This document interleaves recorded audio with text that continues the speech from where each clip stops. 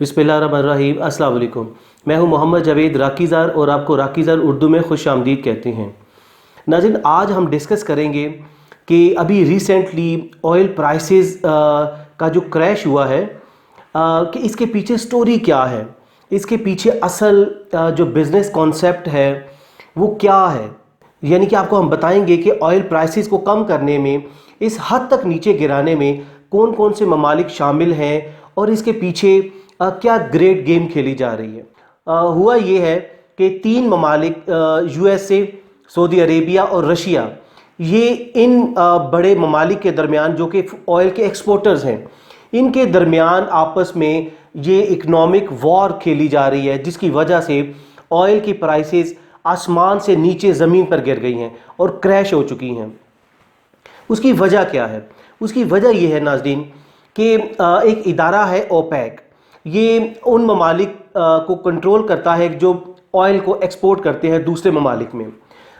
इसमें तकरीबन इसके जो मेंबर्स हैं वो 13 मेंबर्स हैं जो ऑयल प्रोड्यूस करते हैं और एक्सपोर्ट करते हैं। लेकिन अनफॉर्चुनेटली यूएसए और रशिया इसके मेंबर्स नहीं हैं। इकोनॉमिक्स का एक बेसिक प्रिंसिपल है, वो है डिमांड एंड सप्लाई का, कि अगर डिमांड कम हो जाती है तो प्राइसेस कम हो जाती हैं।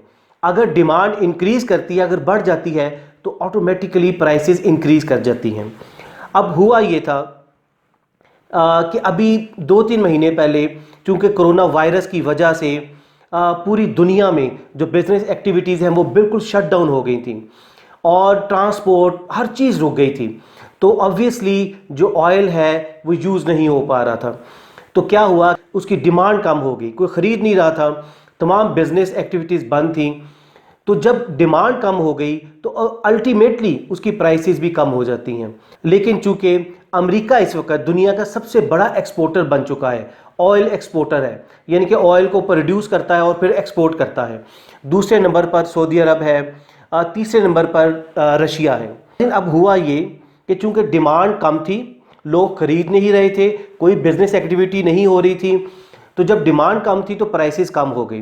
तो ओपेक ने तमाम ममालिक को ये कहा कि जो ऑयल प्रोड्यूस करते हैं और एक्सपोर्ट करते हैं कि आपने अपनी सप्लाई रोक देनी है। यानी कि अगर डिमांड कम है और उसकी प्राइसेस भी कम हो गई हैं तो सप्लाई नहीं होनी चाहिए मार्केट में। लेकिन रशिया और सऊदी अरब ने अमेरिका को नुकसान पहुंचाने के लिए इस अपॉर्चुनिटी को उन्होंने अवेल किया कि हम एक ग्रेट गेम खेलते हैं कि अमेरिका की कंपनियों को तबाह करते हैं। हुआ ये कि रशिया और सऊदी अरब ने मार्केट में बेइंतहा ऑयल सप्लाई कर दिया, ऑयल को फेंक दिया।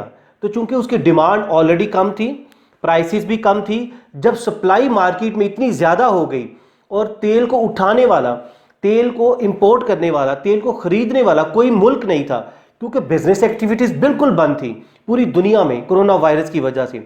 तो नाज़रीन क्या हुआ, प्राइसेस इस हद तक नीचे गिर गई कि इसको प्राइस क्रैश कहते हैं। तो आपको बताने का मकसद ये है कि ये बेसिक प्रिंसिपल है कि डिमांड एंड सप्लाई का ये जहाँ इंटरसेक्ट करते हैं वो that is called equilibrium point.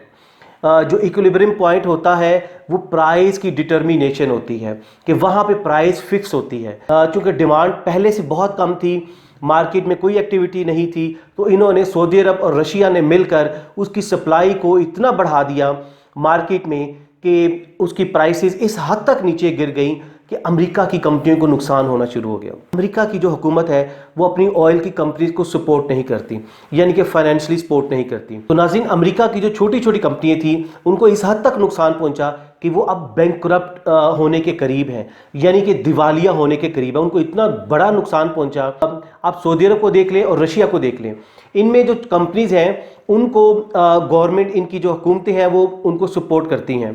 America की जो 2 कंपनीज हैं, सिर्फ जो बड़ी कंपनीज की फाइनेंशियल स्ट्रेंथ बहुत स्ट्रॉन्ग है, इसलिए ये बैंकक्रप्ट नहीं हुई और इन्होंने अपने आप को संभाल लिया है। अमेरिका चंद साल पहले अमेरिका नंबर 1 ऑयल का एक्सपोर्टर नहीं था। उसकी वजह यही थी कि 2010 से पहले अमेरिका ऑयल को इंपोर्ट करता था, दूसरे ममालिक से ऑयल को ख़रीदता था, सऊदी अरब से, इराक से, वेनेजुएला से और दूसरे ममालिक से ख़रीदता था।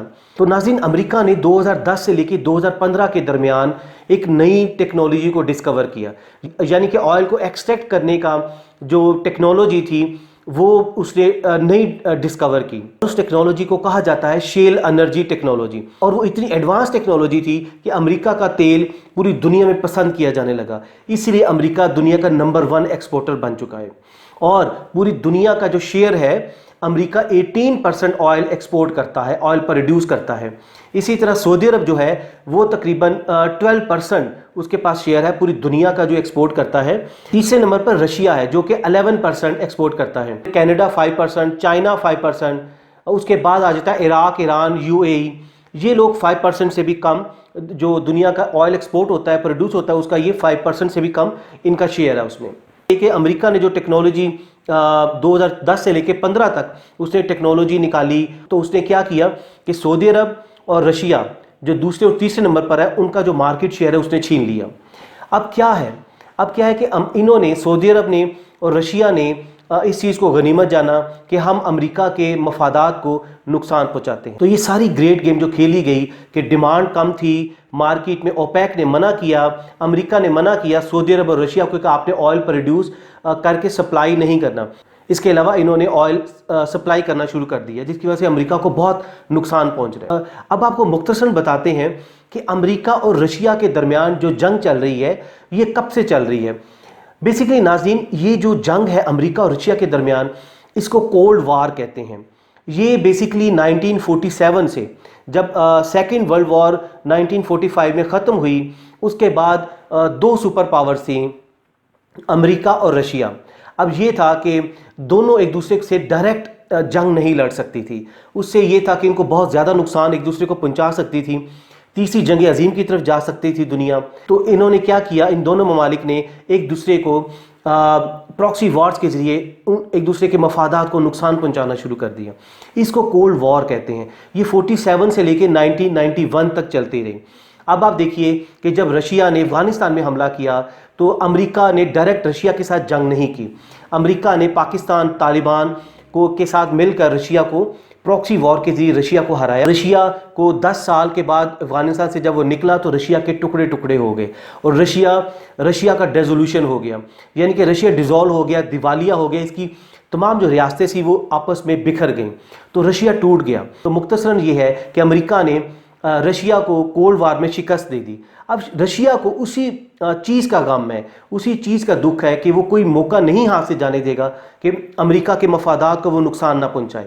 وہ ضرور پہنچائے گا. اس کی ایک مثال آپ کو ہم نے یہی دی ہے کہ امریکہ کے جہاں جہاں مفادات ہوں گے, چاہے وہاں رشیا چاہے چائنا کے ساتھ مل کر, چاہے سعودی عرب کے ساتھ مل کر, کسی کے ساتھ بھی مل کر وہ امریکہ کے مفادات کو نقصان پہنچائے. تو نظر آپ کو بتانے کا مقصد یہ تھا کہ یہ جو آئل پرائسز کریش ہوئی ہیں تو امریکہ کو اتنا سخت نقصان پہنچ رہا ہے کہ اس کی جو آئل کمپنیز ہیں وہ بینکرپسی کی طرف جا رہی ہیں. تو یہ بیسک پرنسپل ہے ڈیمانڈ اینڈ سپلائی کا, اور اس کے علاوہ جو اصل مقصد ہے وہ یہ ہے کولڈ وار ہے.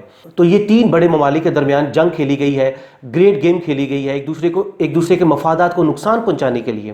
تو یہ کولڈ وار کہلاتی ہے. اور یہ مزید اب امریکہ بھی اٹیک کر سکتا ہے سعودی عرب پہ, رشیا پر, اور ایک دوسرے کے مفادات کو نقصان پہنچانے کو کولڈ وار کہتے ہیں. اور آپ کو ایک بڑی اہم بات بتاتے چلیں کہ آئل جو ہے وہ بڑی تیزی سے دنیا میں ختم ہوتا جا رہا ہے, اور اب جو ہے جو ایکسپرٹس کہتے ہیں کہ 2030 تک دنیا سے آئل جو ہے وہ ختم ہو جائے گا. اب وہ دوسرا کوئی سورس آف انرجی کو تلاش کرنے کی کوشش کر رہے ہیں کہ 2030 کے بعد کیا ہوگا. اگلی ویڈیو تک اپنا بہت سا خیال رکھیے گا. اللہ حافظ.